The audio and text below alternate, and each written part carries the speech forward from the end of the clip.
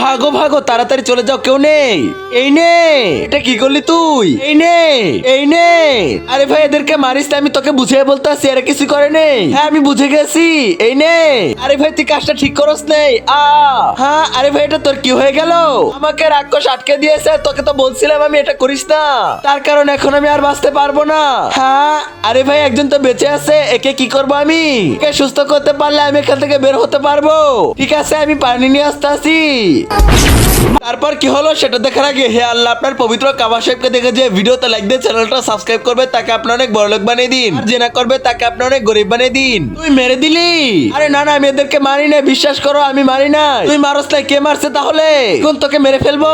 ভাই প্লিজ আমার সাথে এরকম করো না, আমি মারি না। হ্যাঁ, এই নে। হ্যাঁ, আরে ভাই, এটা কি করলি তুই? কোন তো সবাই চলে আসবে।